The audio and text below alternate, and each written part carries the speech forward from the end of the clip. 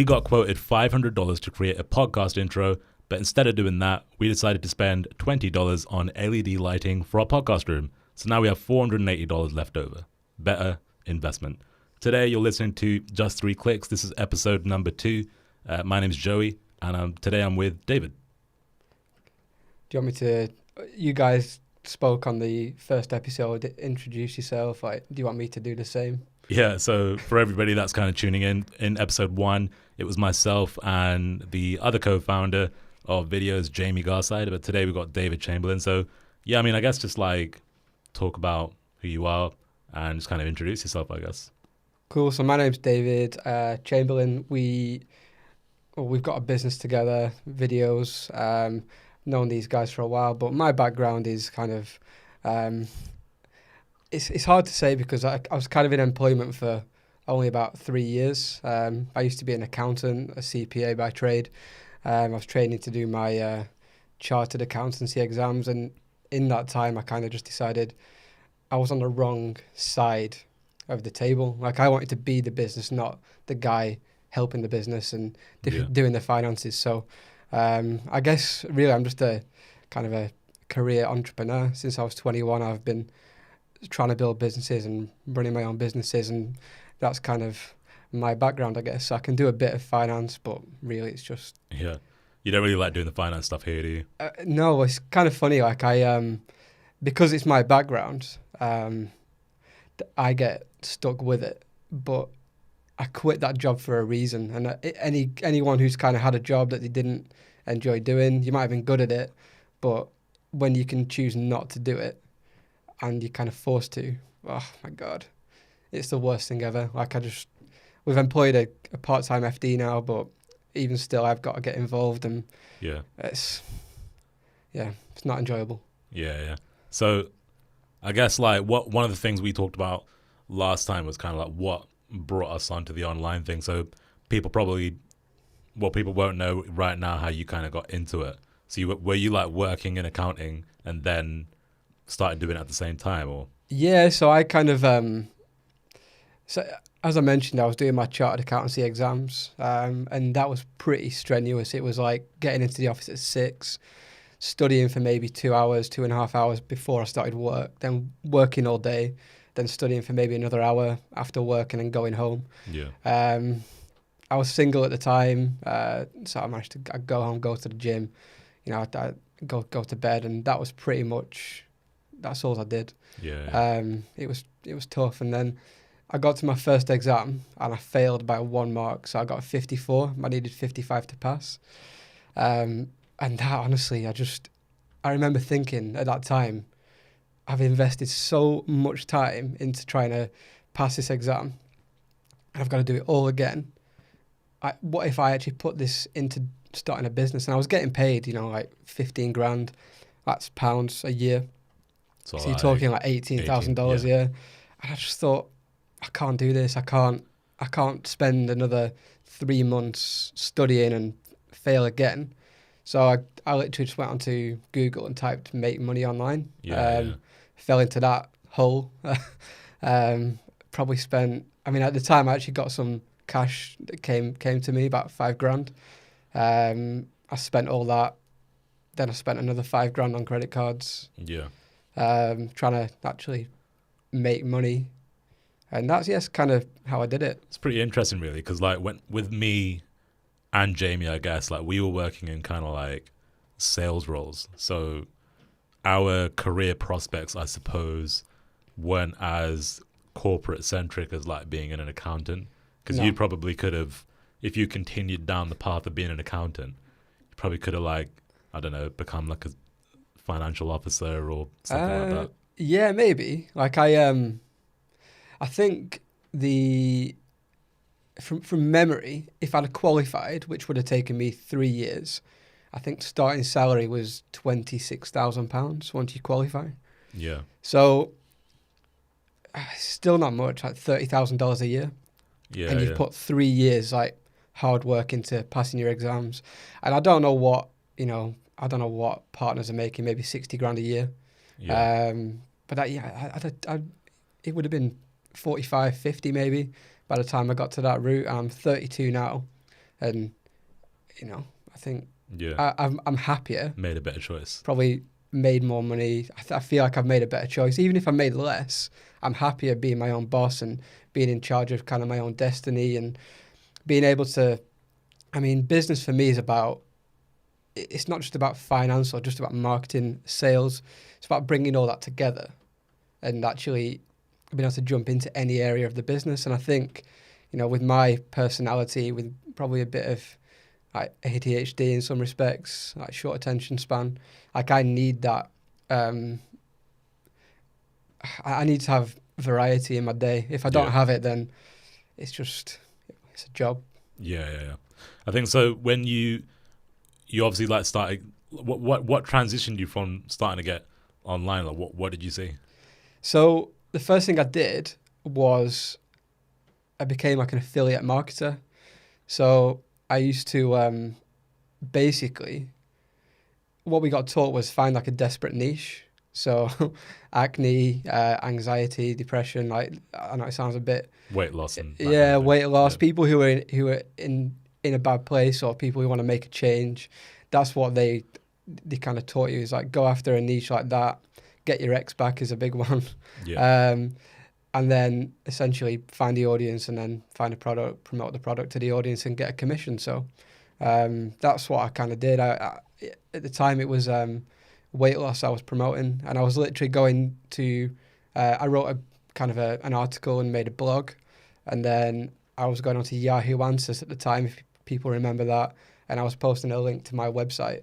So when people were asking about weight loss, I was posting a link to my article. People would then go and buy the product via my link, and I would get a commission. Yeah.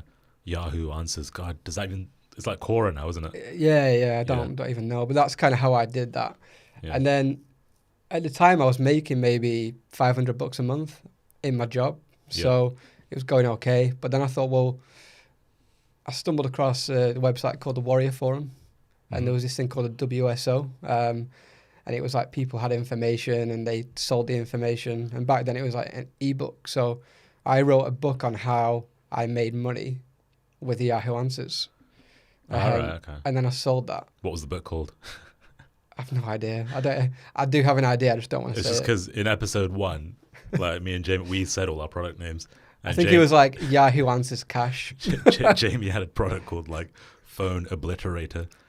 Oh, wow. Or something like that. I think it was Yahoo Answers Cash, but That's not bad. I did register a domain, which was cash-in-your-chair.com.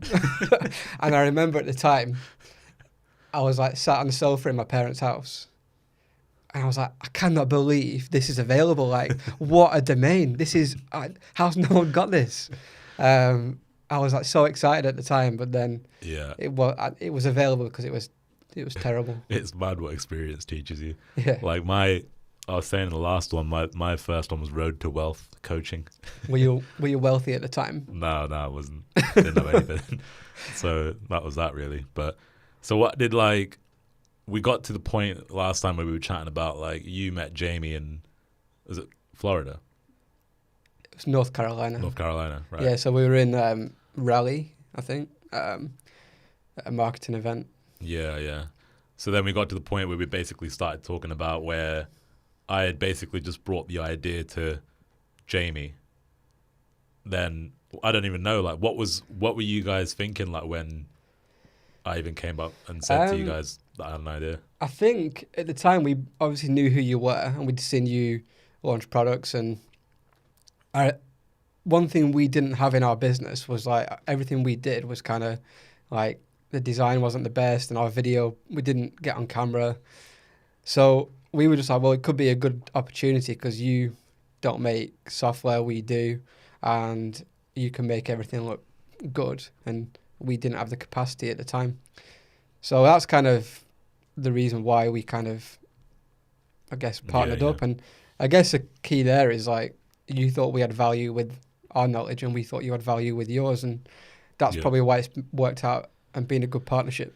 Yeah, it's interesting sometimes with partnerships because I've seen a lot of people in our circles and probably circles outside of ours where like partnerships don't really work, and I think they're quite hard to make work sometimes.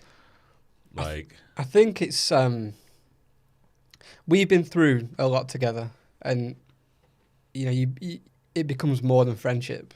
Goes Yeah. kind of past friendship, and when things go past friendship and you become, I guess, like brothers in a way, that's when I think partnerships can last, because you can butt heads, you can have arguments, you can fall out, but ultimately you always Just kind of get on with it. get on with it and Yeah. forget about it. And I think that's probably why a lot of partnerships fail, is because people don't kind of, they crumble before they get through the hard times, and we've kind of gone through the hard times, and it forges you like closer together, I guess. And like pressure makes diamonds, doesn't it? So Yeah. So like when we had gotten the when we had that initial chat, I think what had happened was like we needed to come up with like a spec list of how we were gonna, what the software was gonna do, and that kind of thing. So I think for anybody listening, it's like it's important to understand that me, David, and Jamie, we didn't have any like technical experience. Like none of us are developers, coders. David's probably the closest to anything in that regard, because he's actually spoken to developers. So like, I don't even speak to them. yeah. So I don't know, like how did you even get around to getting into developers and that? So if someone's listening and they're thinking, right, well, I would have built software, like Yeah. how would you even start?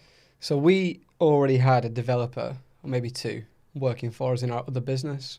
And we hired those guys from Upwork.com. I think it might have been Odesk at the time. Oh yeah. But it kind of changed its Back name in the to day. Upwork. And I went to Upwork and I posted a job, and the job just said, we want to take like an image or a logo, and we want to animate it automatically. So kind of like After Effects, but without having the prior knowledge to do that. And it was, I mean, I'm not a developer, so I can't go and we need to write it in, PHP, and it needs to have X, Y, Z.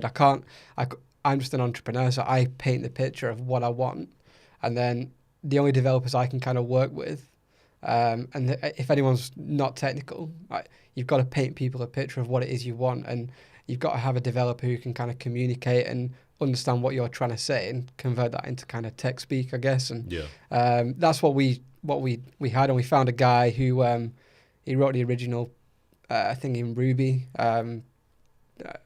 Doesn't really mean much to me. It's now changed to PHP again. Doesn't mean much to me, but that's all I did. I just posted, this is what we want to make, and I left the problem solving up to the guy we were paying. Yeah. I remember when you guys came back with the initial kind of MVP, or the initial thing that it was able to create. So for people that aren't aware, like essentially our software Viddyoze, what it does is it basically can take your logo, your image, or whatever else. You choose from a massive selection of templates. You upload your logo, and then your logo basically gets animated in the cloud, and then the software will spit out like an MP4 file, like a video file that you can then go and use however you want. So when the initial design came back and I saw the first animation, I was like, that's pretty cool, like that it could do it. Like it's amazing that it done it, but it just didn't look great. No, but it's a proof of concept. Yeah. I think we spent in total to bring the app to market, not including the copy, I'm talking about just product. Yeah. It was 13,000 euros at the time. Okay, so I've got that off, because I think in the episode before we might have said 20,000. So yeah, I'm sure it was 13. Yeah, roundabouts there. But I we'll call it 15. Yeah, 15 for.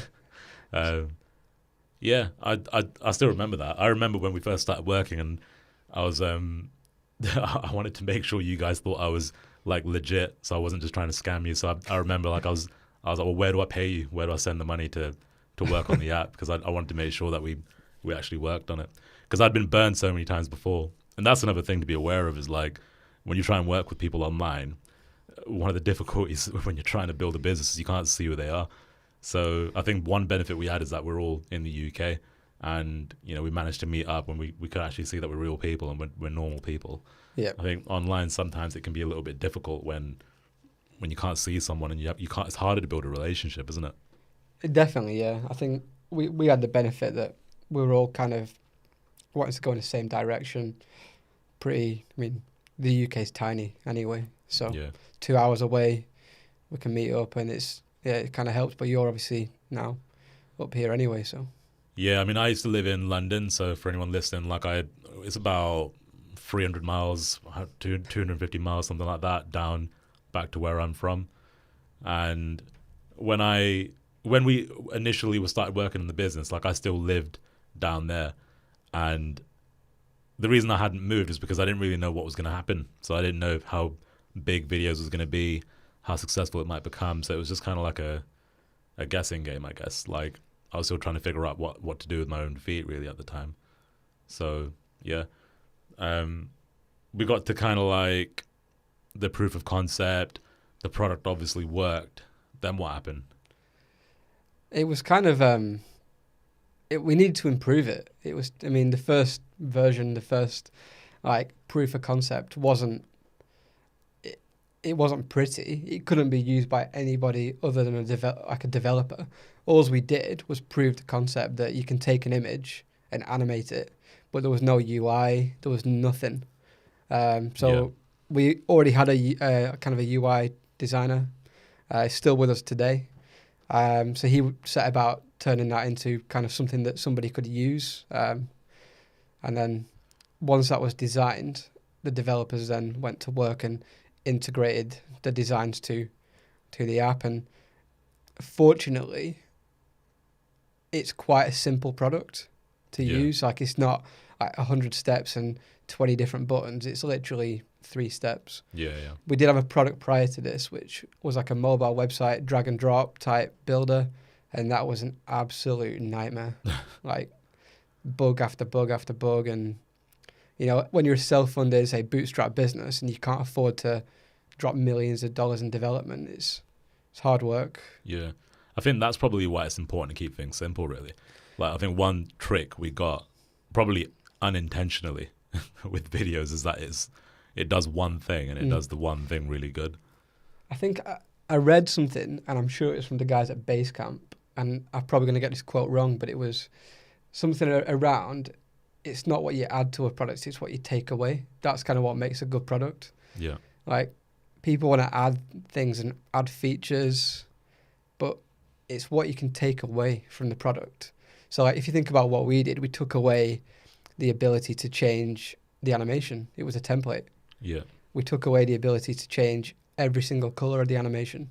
You can only change certain elements. We took away the ability to change the speed or anything. You can literally add an image, choose a color, and then render it. There's nothing else you can do. I think that allows us to keep the quality control good. Like we still, like going to be completely transparent and honest. Some of the stuff that comes out from the community like isn't always the best because, we can't control what their images look like, what their logos look like. If somebody has a bad logo and then they put it into the software, we can't make that part of it look good, unfortunately. No.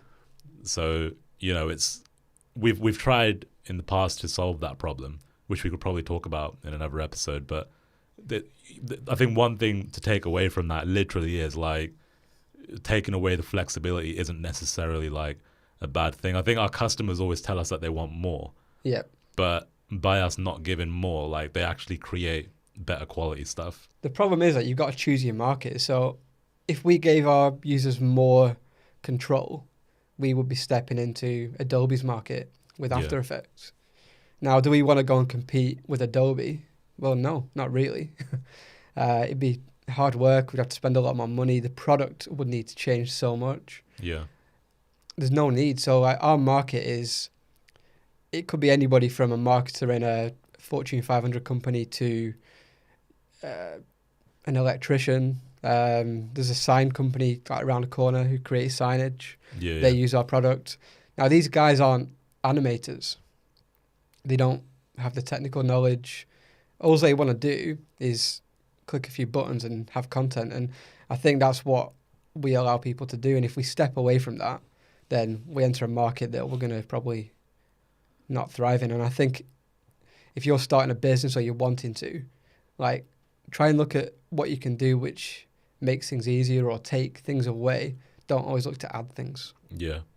So taking it back to like, if it was someone new, Like, I mean, I know the answers now because we've done it. But let's say I'm brand new and I'm like, right, I've got an app idea. Like, so I need to get a developer. You mentioned Upwork, Yeah. but then what do I do? Like, how do I conceptualize the idea? How do I take it to them? How does it get built to that MVP status? I mean, sometimes you can just use like a pen and paper. Like you could literally draw your idea out on pen and paper, take a picture on your phone, and that's how you could kind of get it across. If not, then you just need to spec out the idea a bit. You need to talk about what the end goal is going to be, but then all the steps in between.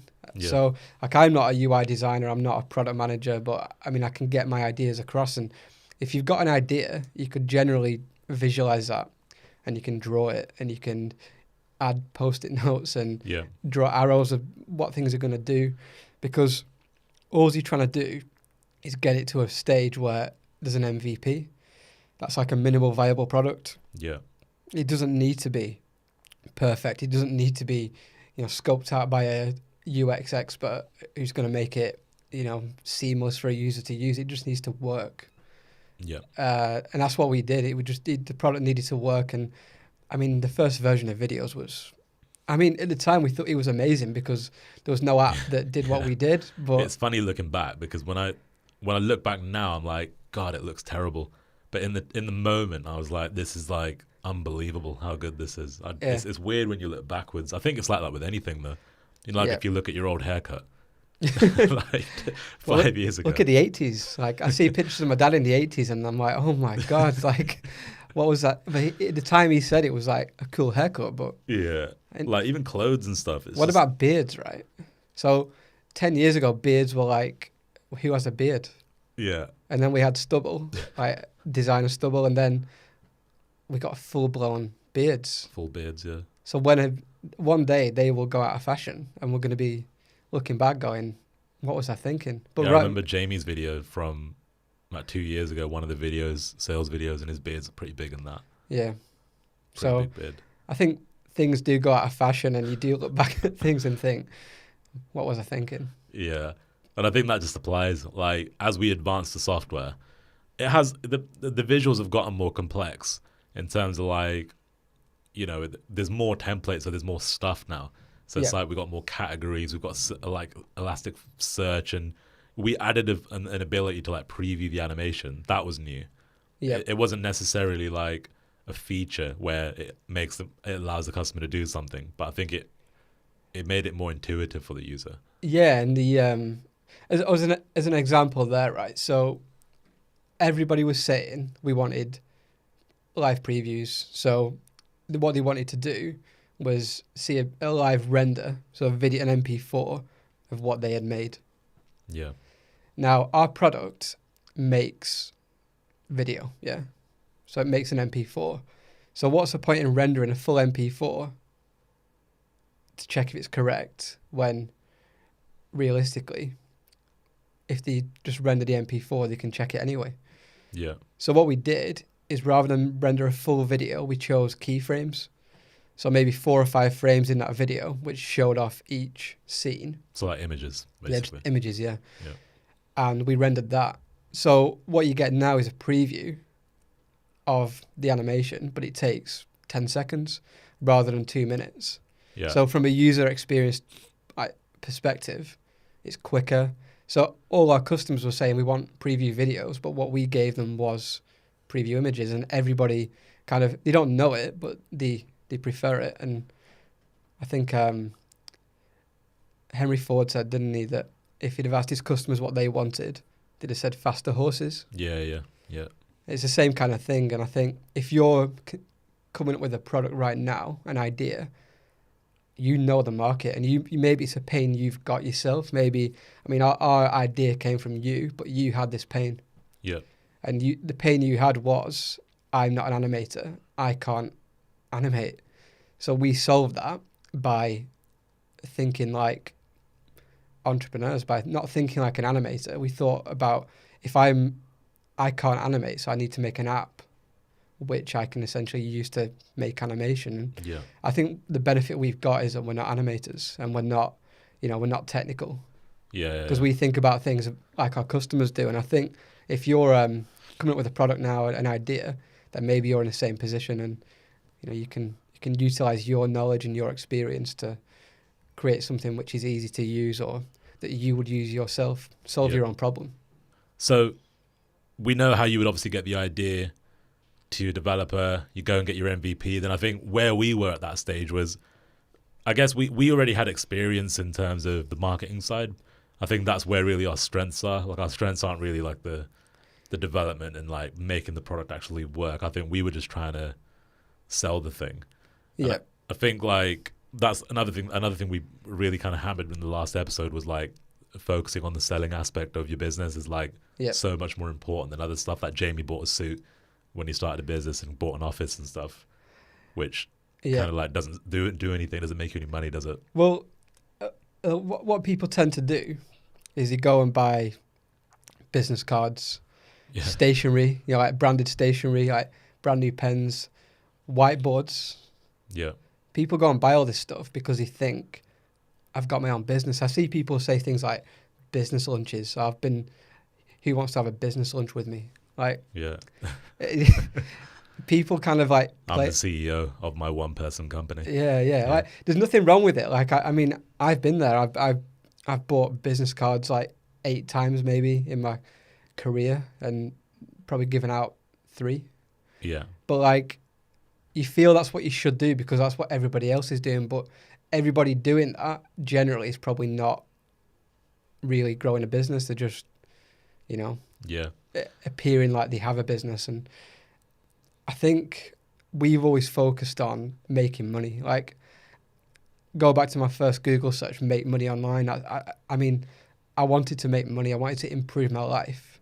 Yeah. And that's kind of what we've taken into our business now. So when we come up with an idea, there's already a monetization strategy behind it. And a lot of people ask, like, when you speak to like investors or when you speak to other founders, they say, "Oh, do you take a salary? Do you do you pay yourself a wage?" And I'm always confused because I'm like, why else would you do it?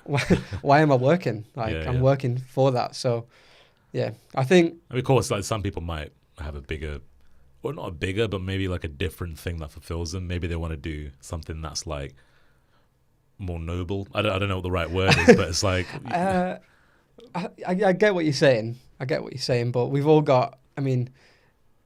Generally, most of the population have got to put food on the table. I think you've got to pay yourself something, or you've got to have that, unless you inherit a load of money and you don't need to, or you sell a company and you don't need to do that. But I think I'm still in a position, definitely even now, where it's still important to me. Yeah, 100%. It's interesting as well because like when we talk about like selling first, like when we were getting the MVP product together, one of the things that I was really looking at from my perspective was, right, how do we take this product to market and how the hell do we sell it? Because in the SaaS industry, like the software industry, it's like a lot of companies, when they first start out, are kind of going down the route of like, let's do a free trial. And they try to build up like a list and try to prove that the concept works and that. And we obviously did that quite differently. I think a lot of those people have maybe been funded. Yeah. So they've had angel investment or, maybe a seed round. So they can effectively burn that cash while they build the product. But we've never done that. I've got no experience in going and pitching my business. And to be honest, like I've never written a business plan. And these guys all want a business plan. And it seemed like more effort to do that than it was kind of like doing exams. So we just focused on making money. And I think if you focus on making money, you become desirable anyway, rather than going and asking for it.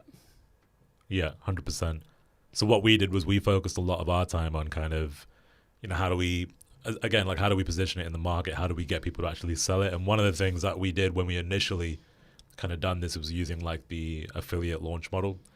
Which again, it's a completely different topic and something that we can really like delve into at some stage. But basically what it means is we would approach affiliate partners, essentially what David was doing when he first started, just selling other people's products, basically. Like we would go and find people out there who were interested in making money and we would say, look, go and sell videos, and we'll pay you, a percentage of the sale, basically. As an example for that, so we've got like a video animation business. We could approach a YouTuber who's a videographer or an editor and say, look, we've got a complementary product to what you teach. So why not promote what we've got, and we'll give you a commission. So that's the kind of people you would speak to. It's people who are in your market, or their customers or their subscribers could use your product. Yeah, 100%. So that's what a lot of our time was actually concentrated on, was creating the marketing material, creating all those relationships with people that we knew would sell it. So then whilst that MVP was being built, instead of us going out and saying, right, here's a free trial, and then, we sink all this money in, £15,000, whatever it is, we put all that money in and then we basically don't make anything back. Instead, what we did was we put the money in and then we spent all of our time essentially getting a marketing event ready, where it was like, right, September 29th, 2015, we're going to open up the product and allow people to buy it. We've got all these affiliates that are now ready to sell it because we've sold them on the idea, on the premise of what the product is, got them excited about it.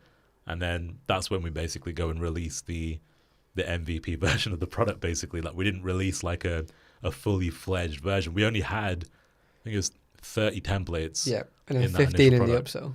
Yeah, so 45 templates in total, and now we've got over, we've got like 1,500 templates. So if you put that into context, we literally started with the bare bones, like a skeleton. And talking about like MVP, there was one template that we had, which up until maybe 2 days prior to launch, we didn't even know if it was going to work. Yeah.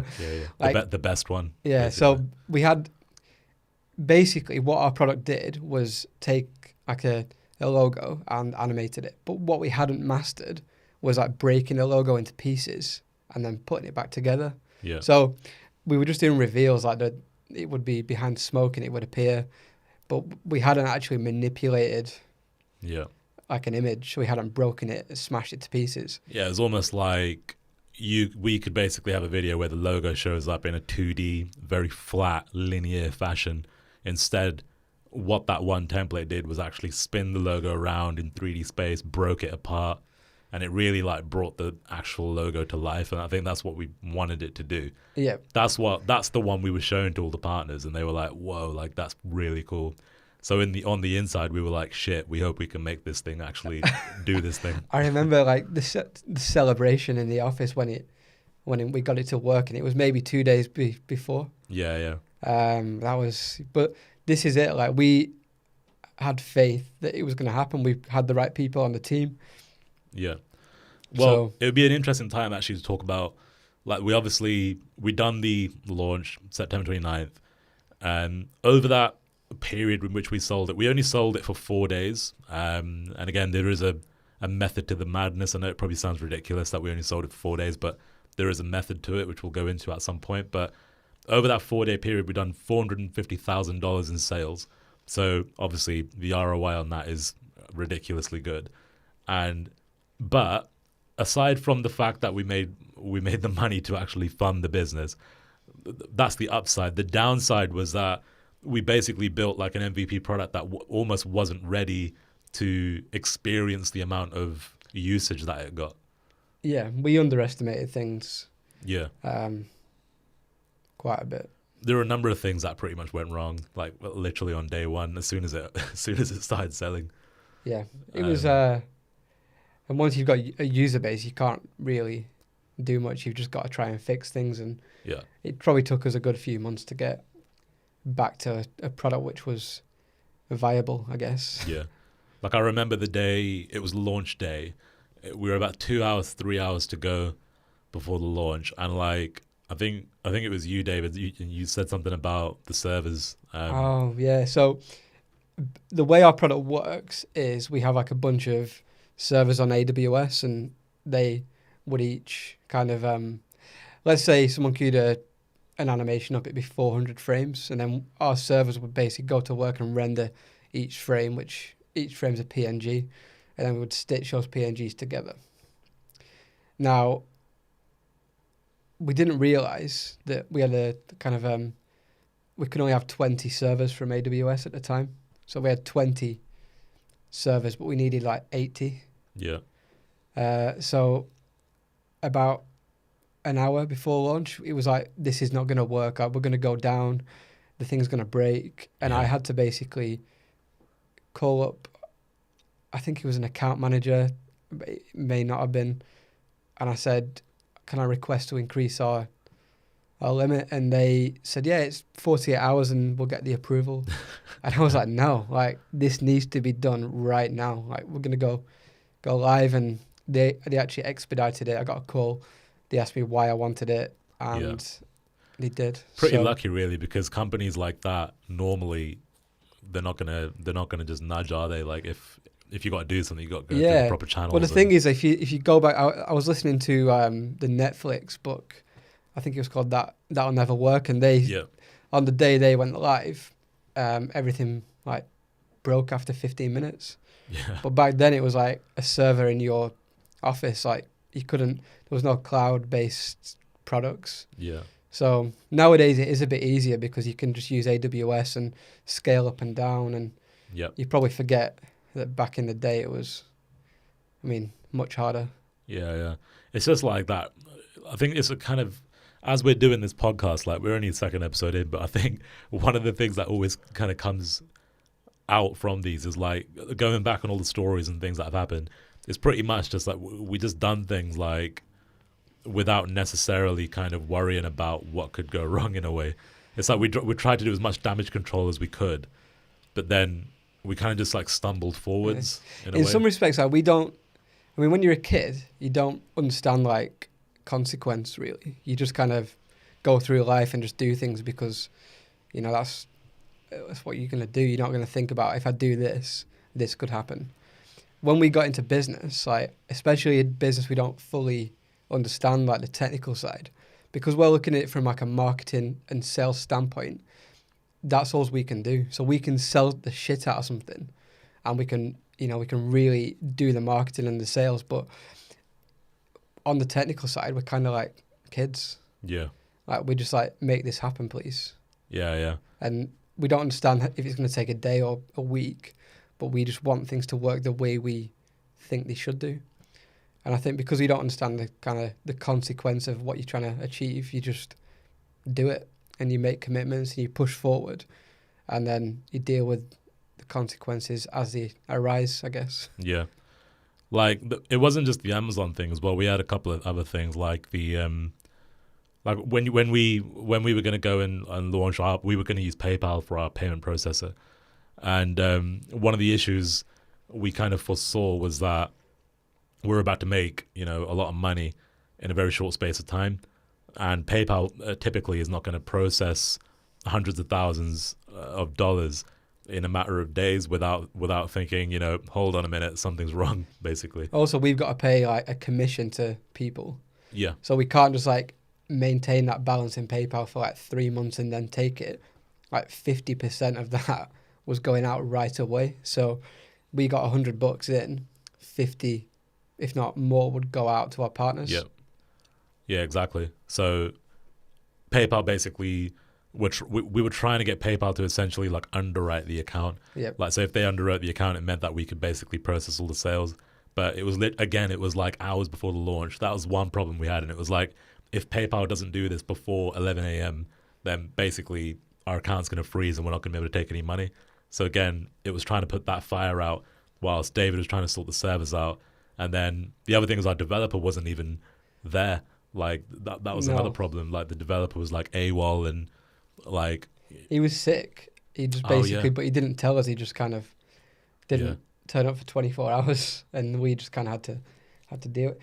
This is giving me palpitations right now. Like, thinking back to this in this small room, like this is giving me palpitations thinking about this time. Yeah, like I remember the one of the challenges with like working with developers specifically online is like, because you don't really get a lot of communication with them. Like they might be doing stuff, but then they might not be. And like, because we're sitting there like, right, there's a massive bug with the software. It's like not doing this. Is it going to be solved or not? And we're just kind of waiting and sitting, and we don't even know if it's going to be fixed or not by the time we go live. I think the issue is that they can shut down the laptop, walk away, and they've still got paid, and they can shut out all the noise, and they're not in the support desk. Like, if I was going to advise anybody on hiring developers now, I would maybe, if you don't have the cash to invest, maybe bring a developer on as a co-founder or a co-creator or on a profit share.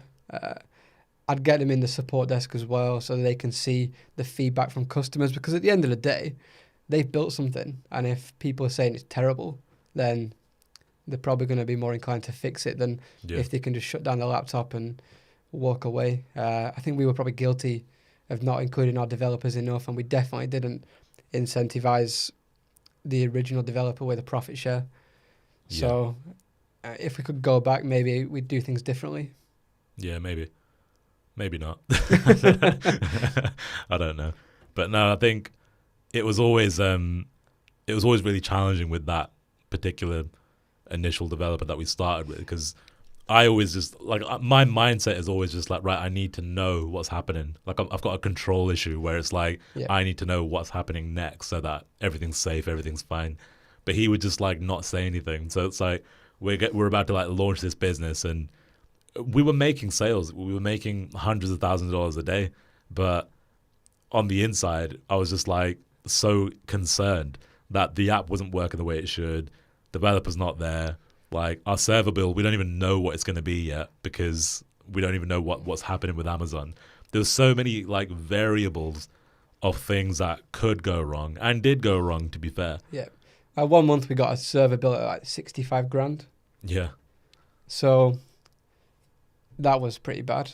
Yeah. You got the call like when you're in bed, right? Yeah, it was like 8 a.m. and I got a call, and I thought maybe I should answer the call. So I did, and the guy said, I'm calling from Amazon and AWS, and your card's been declined. And I was like, how? Like, there's enough cash in the bank.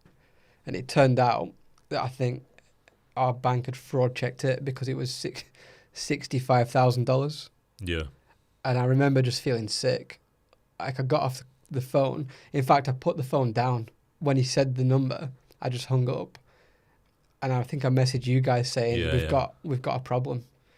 So this is what I'm talking about when we say like the consequences to, like, we didn't understand like the consequences to what we were doing. We were just so focused on making money and driving new people into the business that things like that happen. Like we managed to pay it and maintain the business, but you've then got users saying, oh, you guys need to spend more money on servers, you need to increase speed. And then you get angry because you're like, no, like, you don't understand what we're doing. So the early days were pretty interesting because you take everything quite personally, I would say. Well, we were so close to support. We were so close to the customers. And like, I'm not saying that we don't listen to what they say now, but what it was when you initially start your business, as you probably know if you're doing that yourself, like, you're the person that responds to customers. You're the person that answers all your support tickets. So you see everything. You see the good things, which make you feel okay. But when you see the bad things, it literally boils you inside, because all you really care about is actually making a good product, giving a good service. But your customers think, well, no, you're not. You're like an evil prick that's basically ran away with my money. And that's pretty much like how it feels. And you're like, well, no, that's not the case. So you're just trying to like prove yourself. But yeah. And I think when you're not a developer and you've got a tech product, that is probably the hardest thing, because as Joey mentioned, he's like a control freak, and me too, I'm the same. Like, if I'm not in control of a situation, like, I cannot handle it. And because we can't code, that is the one area of our business where it's pretty difficult, because we know what we want to make, we just can't do it. So like, now we've got a great development team. If they're listening to this right now, then you're just okay. But they are they are great at the minute. So it's fine. But back then, it was tough. Yeah, 100%. I think the takeaway really is having especially when you're brand new, you just got to have a bit of a relentless approach to how you do shit, I think. Because things are always going to go wrong, no matter how much you try to like plan it. There's always something that's going to go wrong, I guess. Yeah, I mean, you've always got to have problems. Like, if you don't have a problem, you'll find one. It's going to happen. It just depends how you. I mean, you've got to deal with it. You've got to push through and just progress. Like, we've been through so much, like things that have probably almost broken us, like personally as a business. Like, it's been really tough, but you come through it, and it's what doesn't kill you makes you stronger. And I guess that's, as an entrepreneur, like, go back 10 years as an example. I had to sack somebody, and I was so scared to do it. Yeah. And I didn't want to do it, and I avoided it for months and months and months. But now, if someone needs to be sacked and there's a legitimate reason, then I don't really mind doing it, because I've done it so many times, and you've got the experience of doing it. And I think with anything in business, the more you do it, and the more things you go through, the more times you overcome obstacles, things just become more natural. It becomes easier to do. Yeah. And I'm not saying sacking someone's nice, because it's not, but I don't get scared about it now, because I understand why I'm doing it. It's to improve my business. It's because it's a bad fit. And the same with kind of, the product and the things you go through. Like, a 65 grand build now wouldn't be ideal, but it wouldn't scare me or affect me the way it did do back then. Yeah, yeah. The product going down right now wouldn't impact me the way it did back then. Yeah. Because we've been through it so many times. Like, and I think that's the key is, right now, you might be sitting there thinking, I don't have a business, or I'm just starting out, and, there's these major issues. But I guarantee in a month's time, a year's time, these issues that you have, they won't be there, and they won't be even that big. Yeah. I think problems always change with scale, don't they? Yeah. Like, I remember when we used to worry so much about, it could be anything. It could be one of our affiliate partners has said something and it's rubbed us the wrong way, and then we'll spend a whole day thinking about, oh no, like, they're not going to promote our product now. What are we going to do? Yeah. And we'd be concerned about it for days. Competition. Like, how many times have we concerned ourselves with competing products? Yeah, yeah. And most of the products we concerned ourselves with, they're not even there anymore. Yeah. But we spend weeks, like, what if this takes off, and what if, they take our customer base, but, we're still standing, we're still growing. Yeah, 100%. All right, cool. Do you have anything else you want to go over? Anything else you want to add to this? I don't think so. I mean, is this like 40 minutes now? I've got 51 minutes, but we probably made a mistake at the end that we're going to cut out. So, but all right, cool. Well, that's episode 2. If you guys want to learn a little bit more about what we do at Viddyoze, just head over to www.viddyoze.com. That's Viddyoze. And make sure you go ahead and subscribe to this podcast, and we'll see you in the next one.